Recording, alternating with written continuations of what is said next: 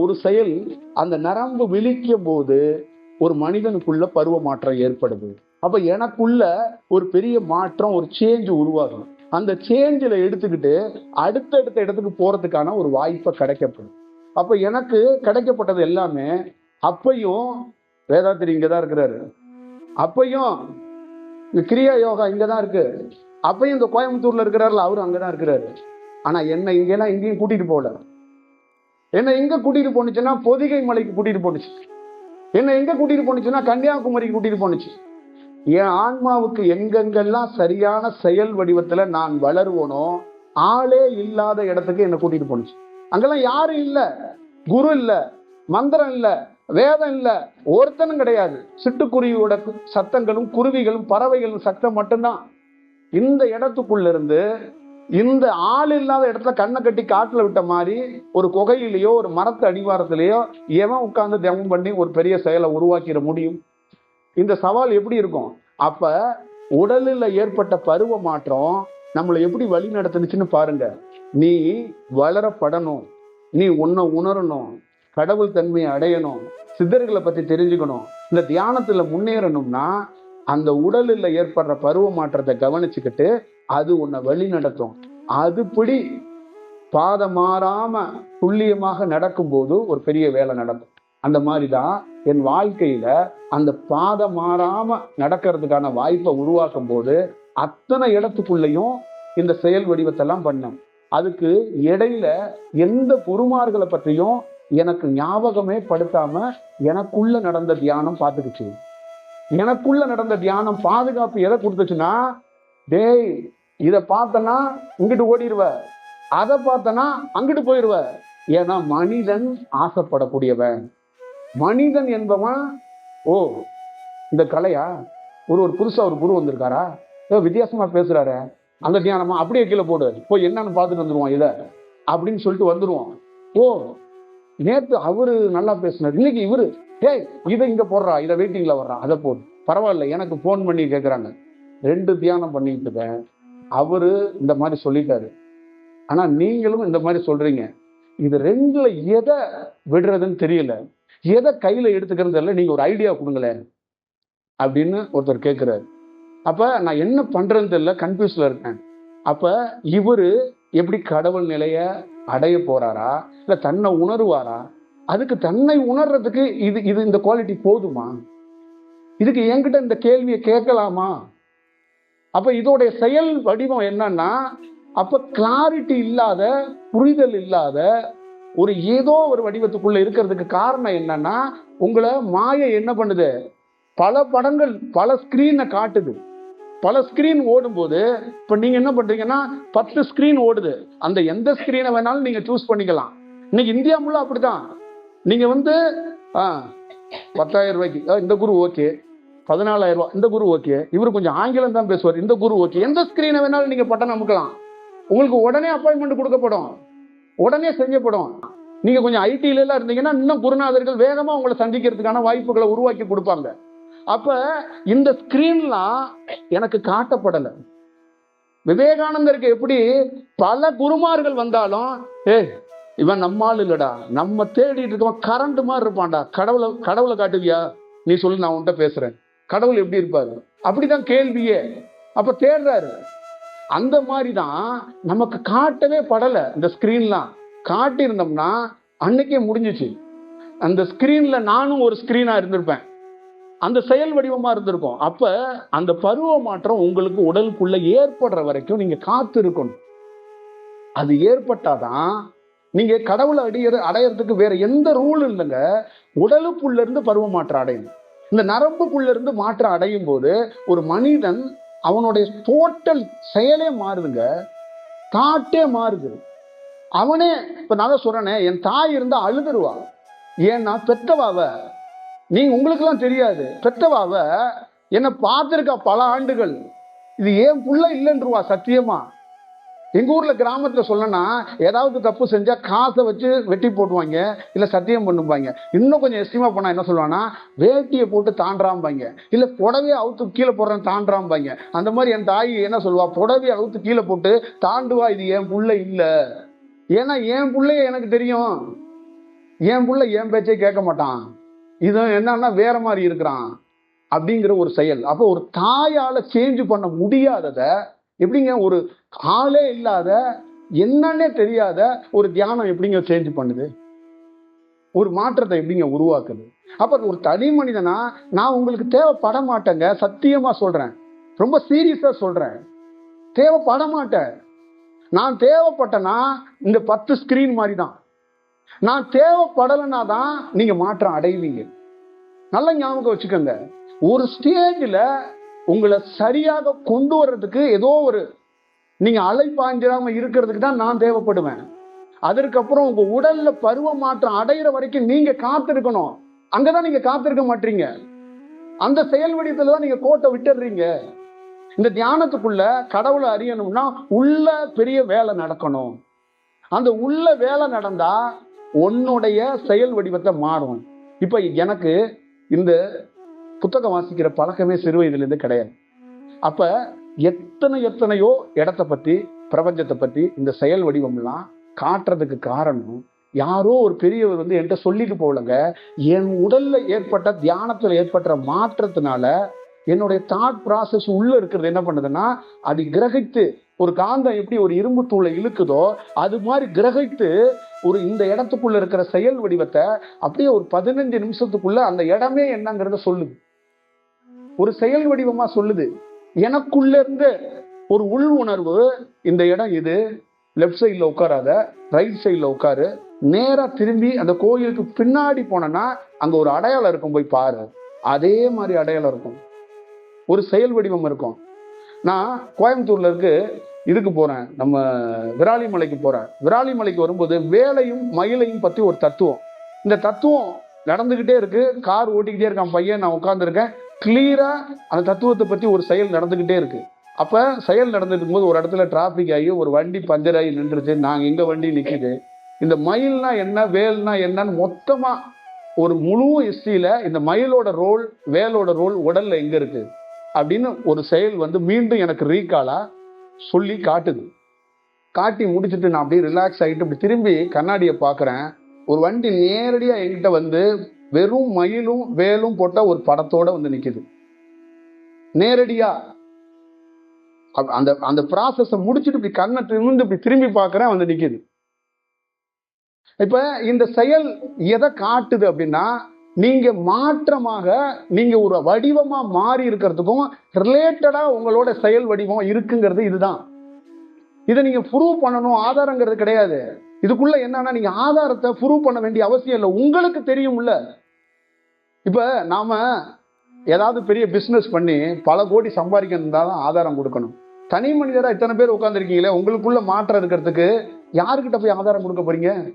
நீங்க நல்லவனா வாழ போறதுக்கு, நீங்க உங்களை உணர்றதுக்கு எதுக்கு ஆதாரம்? உங்களுக்கே தெரியுமே உங்களுக்குள்ள நடக்க போற செயலை. இதுக்கு யார்கிட்ட நம்ம ப்ரூஃப் கொடுக்க வேண்டிய அவசியம் இல்லையே, இதுக்கு யார்கிட்டையும் போய் நிக்க வேண்டிய அவசியம் இல்லையே. அப்ப உண்மையான செயல் வடிவம் உடலுக்குள்ள இருந்து அந்த பருவ மாற்றம் அடைஞ்சா மட்டும்தான் நீங்க ஒரு வேலையை செஞ்சுக்க முடியும். ஒவ்வொரு யோகியும் ஒவ்வொரு தனி மனிதனும் இந்த தியானத்துக்குள்ள உள்ள உடல்ல பருவ மாற்றத்தை பெற்றுட்டு தான் ஒரு செயல் வடிவத்தை சொல்றான். இந்த திருவண்ணாமலையா இருக்கட்டும், நம்ம சிதம்பரமா இருக்கட்டும், இத்தனை ஆயிரம் நரம்புகள் நம்ம உடலுக்குள்ள இருக்குன்னு சொல்லப்பட்டதுக்கும், நம்ம நரம்பெல்லாம் விழிப்பு அடையணும்னு சொல்றதுக்கும், இந்த சக்கரத்தை பத்தி சொல்றதுக்கெல்லாம் முக்கியமான காரணம், உள் பக்கமாக ஒரு மாற்றம் ஏற்பட்டா நீங்க ஒவ்வொரு இடத்துக்கு போவீங்க, ஒவ்வொரு செயல் வடிவத்தையும் பண்ணுவீங்க. இந்த பயிற்சி காலங்கள் ஒவ்வொரு சராசரி மனிதனுக்கு 12 ஆண்டுகள் தேவைப்படும். சில மனிதனுக்கு 12 ஆண்டுகளை தாண்டி தேவைப்படும். இப்ப இது ஒரு பெரிய ஒரு உள்ளுக்குள்ள ஒரு ப்ராசஸாவே நடக்கும், ஒரு ஆன் ப்ராசஸா நடக்கும். உங்களை கரெக்டா பாதுகாத்து கூட்டிட்டு போகும். எது கூட்டிட்டு போவோம்? யாரோ ஒரு நபர் வருவாங்க, இல்ல உங்க உள் உணர்வு கூட்டிட்டு போகும். உங்க உள் உணர்வு தான், உங்களுக்குள்ள இருக்கின்ற செயல் தான் கடவுள், உங்களுக்குள்ள இருக்க செயல் தான் குரு. உங்களுக்கு வழிகாட்டுறதுக்கு யார் இருக்கிறான்னா உங்களுடைய உள் உணர்வே உங்களை வழிகாட்டுங்கிறதா நான் பார்த்த என்னுடைய எக்ஸ்பீரியன்ஸ்ல இருந்து நான் உங்ககிட்ட சொல்றேன். நான் எவ்வளோ விஷயங்களை பேசினதுக்கும் இந்த மாற்றங்களை கொஞ்சம் பார்த்ததுக்கு முக்கியமான காரணம் எது அப்படின்னு கேட்டீங்கன்னா, அந்த உள் உணர்வுகள் உள்ள நடக்கப்பட்ட தியானத்திலிருந்து இருக்கிற சேஞ்சினாலதான் இவ்வளவு பெரிய விஷயம். அப்ப எனக்குள்ள நான் ஃபீல் பண்றது என்ன அப்படின்னு கேட்டீங்கன்னா, அந்த உள் உணர்வுகள் உங்களை வழி நடத்துறதுக்கு, நீங்க உங்களுக்குள்ள அந்த மாற்றத்தை பெறதுக்கான வாய்ப்பை நீங்க உருவாக்குற வரைக்கும் காத்து இருக்கணும். அதை நீங்க பண்ணணும். அதுதான் ரொம்ப முக்கியம். இந்த தியானம் வடிவம்ங்கிறது இந்த உடலுக்குள்ள ஒரு மின்சாரத்தன்மை கொண்ட ஹீட், வெப்பமா மாறிடும். ஒரு மனிதன் தொடர்ந்து வண்டி ஓட்டிக்கிட்டு இருந்தானா உடல் சூடாயிரும். தொடர்ந்து ஒரு மனிதன் பேசிக்கிட்டே இருந்தானா சூடாயிரும். ஒரு மனிதன் ஒரே இடத்துல உட்கார்ந்தானா உடல் சூடாயிரும். அப்ப தியானம் பண்றது, தியானத்தோட பொருள் என்ன தெரியுங்களா? வெப்பத்தை உள்ள வைக்கணும். கடவுளை அடையணும்னா நீங்க என்ன பண்ணணும்? தீயா மாறணும். நெருப்புன்னு அர்த்தம். அப்ப நெருப்பை தான் உள்ள நீங்க என்ன பண்றீங்க? கனலை தான் சேர்க்க போறீங்க. நீங்க என்ன ஒரு செயல் வடிவத்துக்கு போறீங்க அப்படின்னா, எதை நோக்கி போறீங்க அப்படின்னா, ஒரு ஹீட்டை தான் நீங்க எடுத்து சேகரிச்சு வச்சு நீங்க யாருன்னு உணர்ந்திருக்க போறீங்க. நீங்க என்ன தேடிக்கிட்டு இருக்கீங்கன்னா, நெருப்பு இருக்குல்ல, ஒரு கரியை நெருப்பாக்கி ஒண்ணு அடிக்கி உடல்ல வச்சு உடலை மொத்தமா வெளிச்சமாக்கி ஒரு செயல் வடிவத்தை கொண்டாடுறதுக்கு தான் வேலையை பாக்குறீங்க. அப்ப உடல் அது வரைக்கும் தாங்கணும். அப்ப உடலை எப்படி பார்த்துக்கணும்? அப்ப உடல் சார்ந்து எவ்வளவு பெரிய செயல் செய்யணும்? அப்ப உடலுக்குள்ள இருக்கிற மாற்றத்தை அடைய வைக்கிறதுக்கு ஒரு மனிதர் எவ்வளவு கவனமா செயல்படணும்? இவ்வளவுதான் விஷயம். இதுதான் விஷயம். இதுக்குள்ள மனிதர்கள் தடுமாறுறாங்க. ஒரு செயல் வடிவத்துக்குள்ள அப்படி இப்படி மாறி போயிடுறாங்க. இப்ப நான் இது எல்லாம் பேசிட்டேன். இந்த செக்ஷன் முடிச்சோடனே இன்னும் ஒரு 25 நிமிஷம் கழிச்சு நான் உங்ககிட்ட கேள்வி கேட்கும்போது இது எல்லாத்தையும் மறந்துட்டு கீழே இருந்து ஒரு ஃபர்ஸ்ட் ஸ்டாண்டர்ட் ஸ்டூடெண்ட் மாதிரி நீங்க கேள்வி கேட்பீங்க. ஏன்னா நான் பேசுனது அத்தனையும் அது உங்களுக்கு எங்கேயாவது ஒரு இடத்துல கண் கலங்கிறதுக்கும் உங்களை ஃபீல் பண்ண வைக்கிறதுக்கும் நீங்க வேகமா ஓடி போய் துண்டை விரிச்சுட்டு தவம் பண்றதுக்கு தான் இது தேவைப்படுது. உங்களை அடிப்படையா வேற ஒரு மாற்றத்தை ஏற்படுத்துறதுக்கு ஒன்று தேவைப்படும். அதுதான் ரொம்ப முக்கியம். எனக்கு ஃபர்ஸ்ட் மாற்றம் ஏற்பட்டோன்னே விவேகானந்தர், ராமகிருஷ்ணரை பற்றி முழுமையான அந்த செயல் வடிவத்தை அதை கண்டறியறதுக்கான வாய்ப்புகளை உருவாக்கப்பட்டுச்சு. அந்த செயல் வடிவப்பட்டுச்சு. அந்த பயிற்சி காலங்கிறது அதுதான். நீங்க யாரையும் நீங்க நம்ப வேண்டிய தேவையில்லை. உங்க உடல்ல பருவ மாற்றம் ஏற்பட்டுருச்சுன்னா உங்களுக்கு சில ரகசியம் தெரியும், சில அனுபவம் ஏற்படும், சில செயல்கள் ஏற்படும், சில சித்தர்கள் சம்பந்தமாகவோ சில செயலாக்கம் சம்பந்தமாகவோ உங்களுக்கான துல்லியமாக தெரியறதுக்கான வாய்ப்புகள் உருவாக்கப்படும். இதை தான் நீங்க அறிஞ்சுக்கணும். இங்க அறிஞ பெருமக்களாக பெரிய மகான்கள், பெரிய பெரிய ஆளுங்கள்லாம் உருவானது எல்லாருமே அப்படித்தான். நீங்க இங்க இருக்கிற வாழ்க வளமுடன் இங்க இருக்கிறதுனால சொல்றேன், அவருடைய சிறு வயது வாழ்க்கை எவ்வளவு துன்பமான வாழ்க்கை, எவ்வளவு துயரமான வாழ்க்கை, எவ்வளவு கஷ்டம். படிக்க முடியல, சாப்பாட்டுக்கு பிரச்சனை, கால் கூட எட்டாத போது தறி மிதிக்க வேண்டிய ஒரு சூழ்நிலை. எத்தனை இடத்துல ஞானத்துக்காக தேடி இருப்பாரு. அவர் எத்தனை வயசுல ஞானம் அடைந்தாருன்னு தெரியுமா? அவர் எவ்வளவு போராடி இருக்காரு தெரியுங்களா?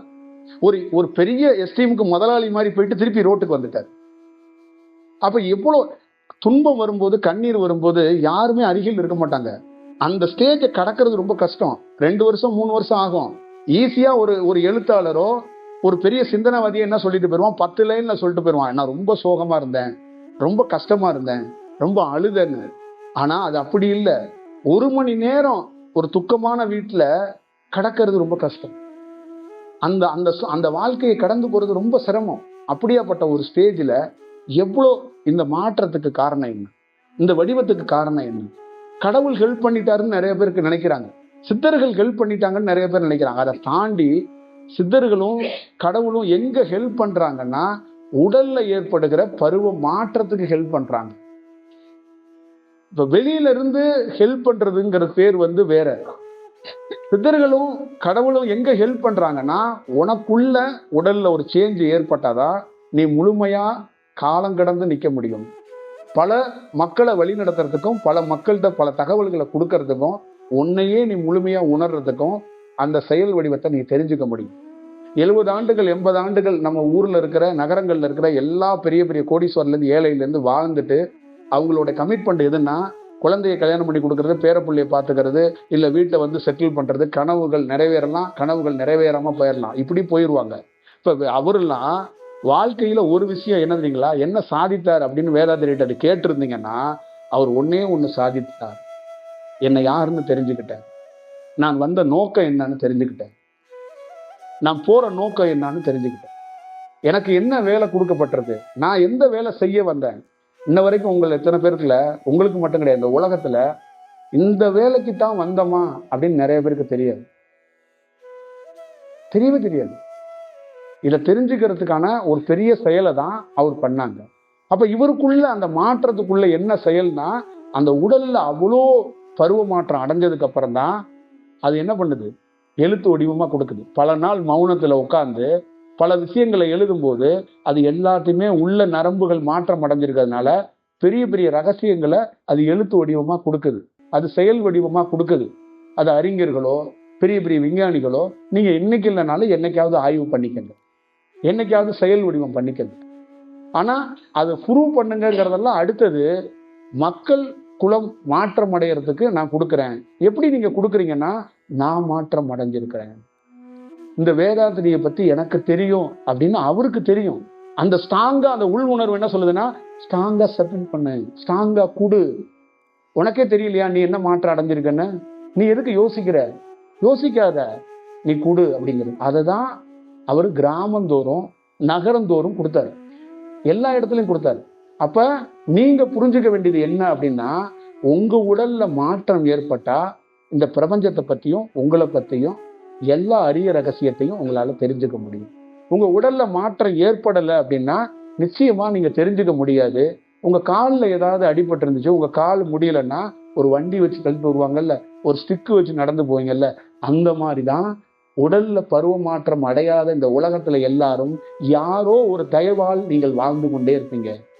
படிப்பு என்னை காப்பாத்துது, என் வீட்டுக்கார் என்னை காப்பாத்துறாரு, எங்க அப்பா என்னை காப்பாத்துறாங்க, எங்க கம்பெனி என்னை காப்பாத்துது, இதுதான்.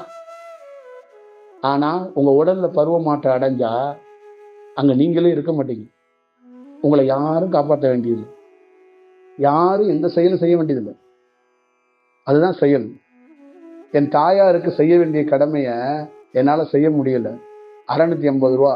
என் தகப்பனாருக்கு பல லட்ச ரூபா செலவு பண்ணி அதே கடமையை இந்த மகன் தான் செஞ்சேன். அதுக்கு காரணம் என்னன்னா, அவருடைய மகனா நான் இல்லை, பிரபஞ்சத்துடைய மகனா அந்த வேலையை செஞ்சேன். ஏன்னா அவர் மகனா இருந்திருந்தா, என் தாயார் இறக்கும் போது 650 ரூபா இருந்துச்சு, அவர் மகனா இருந்தா 500 ரூபா தான் இருந்திருக்கும். நான் தியானத்துல மாற்றம் அடைஞ்சிருந்ததுனால விலாசம் தெரியாதவர்கள் தகப்பனார் தவறி போயிட்டாருனோன்னா அந்த வேலையை நான் எடுத்து செய்யறேன்னு வந்து நின்றுட்டாங்க. நான் வேலைக்கு போகல, நான் கல் உடைக்க போகல, ரோடு போகல, இல்லை வேலையிலேருந்து கையை காட்டி விரலை கட்டி தங்கத்தெல்லாம் வர வைக்கல. இந்த தியானம் இந்த உடல்ல பருவ மாற்றம் ஏற்படும் போது அந்த சூழலை அந்த இடத்தை எப்படி சரி செய்யணுங்கிறது அதுக்கு தெரியும். இதுதான் இதோட செயல். இதோடைய உண்மையான தத்துவத்தை புரிஞ்சுக்குங்க. உங்க உடல்ல எப்ப வேணாலும் நடக்கலாம். நீங்க சாக போற 25 நிமிஷத்துக்கு முன்னாடி கூட உங்க உடல்ல பருவ மாற்றம் ஏற்படலாம். அப்ப என்ன ஆகும், உங்க சாவு கூட 10 வருஷம் தள்ளி போயிடலாம். அதுக்கு முன்னாடி என்ன போட்டு டீ குடிக்க போற இடத்துல, அந்த அங்கிட்டு ஓரமா நிக்கிற இடத்துல எல்லாம் என்ன போட்டு ஆட்டாதீங்க. நான் உங்களுக்கு என்ன சொல்றேன்னா, நீங்க என்கிட்ட இருக்கிறவங்களை எப்படி இருக்குன்னா, ஒரு ஒரு கிறிஸ்டல் கிளியரா இருங்க. ஒரு மரணம் இல்லாதவன் எப்படி இருப்பான் அந்த மாதிரி இருங்க. ஒரு வலிமையான ஒரு செயல் வடிவத்துக்குள்ள மாறுங்க. உங்களுக்குள்ள இருந்து ஒரு நல்ல தேடுதலை நல்ல செயலை உருவாக்குங்க. நான் என்ன சொல்றேன், பக்கத்து வீட்டில் இருக்கிறவன் எவனாவது ஒருத்தர் இருமிக்கிட்டு இருந்தானா அவன் இருமலை நிறுத்துங்க அப்படின்னு உங்களுக்கு வேலை கொடுத்தனா, நீங்க இருமுனீங்கன்னா உங்க இருமலை நிறுத்துறதுக்கு ஒரு விஷயத்தை கண்டுபிடிச்சு சரி செஞ்சுக்கங்கன்னு. உங்களை அறியறதுக்கு ஒரு தியானத்தை பண்ணி அதுக்குள்ள பார்த்துக்கணும்னா பல நாட்கள் ஆகும், பல செயல் ஆகும். அப்ப அந்த உடலை கெட்டு போயிடாம பார்த்துக்கணும். பல பேர் உங்க வாழ்க்கையில பூருவான், பல பேர் உங்களை கெடுக்க வருவான். அப்பெல்லாம் நீங்க தாக்கு பிடிச்சு நிக்கணும். அதுதான் சவால், அதுதான் அனுபவம். இந்த உலகத்துல பிறக்கப்பட்ட அத்தனை பேருக்கும் இது சவால். புரியுதுங்களா? என் தாயாருடைய கடமை செய்ய முடியலன்னு மாடியிலேருந்து நான் குதிச்சு செத்து இருந்தேன்னா இன்னைக்கு நாங்க உட்காருவோம்னா, அந்த இடத்த நான் கடந்து வந்ததுனால தானே இந்த இடத்துல உட்கார்றேன்.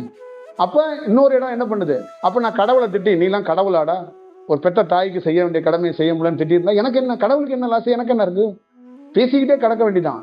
அது செயல் கிடையாது. பிராக்டிக்கலா ஒரு நாள்ல 2 நாள்ல கடவுளை அறிய முடியாது. ஒரு நாள்ல 2 நாள்ல இந்த உடல்ல பருவ மாற்றத்தை அடைய வைக்க முடியாது. ஒரு நாள்ல 2 நாள்ல இடுப்புல இருக்கிற அந்த நரம்பெல்லாம் விழிக்க வைக்க முடியாது. பல எக்ஸ்பீரியன்ஸ், பல அனுபவங்கள், பல ரியலா உங்க வாழ்க்கைக்குள்ள பல செயல்கள் நடக்கும். எல்லா நாளும் புதன்கிழமையா இருக்கா, எல்லா நாளும் வியாழக்கிழமையா இருக்கா? அப்ப ஏன் இந்த மாற்றம், ஏன் செயல்? அதே மாதிரிதான் ஒவ்வொரு தியானமும் காலையிலயோ மதியானமோ இரவோ 10 நாளைக்கு ஒருக்காவோ 1 மாசத்துக்கு ஒருக்காவோ ஒரு சேஞ்ச் உருவாக்கிட்டே இருக்கும், ஒரு மாற்றத்தை உருவாக்கும். அப்ப அதை நீங்க ஒரு ஃபியூரா எடுத்துக்கும் போது த லைஃப் ஆஃப் த கோல்டுன்னு சொல்லுவாங்க. உங்க லைஃப் உங்களுக்கு பிடிச்சு போயிடும். நீங்க ரொம்ப வேற யாரையும் தூக்கி போட்டுருங்க, உங்களுக்கு பிடிக்குங்க. லைஃப்ல எனக்கு என்ன தெரியுங்களா, தவம் பண்ணதுக்கு அப்புறம் யாரையும் எனக்கு பிடிக்கல, என்ன எனக்கு பிடிச்சிச்சு. தவம் பண்றதுக்கு முன்னாடி என்னையே எனக்கு பிடிக்காது. தவம் பண்ணதுக்கு அப்புறம் என்ன எனக்கு பிடிச்சிச்சு.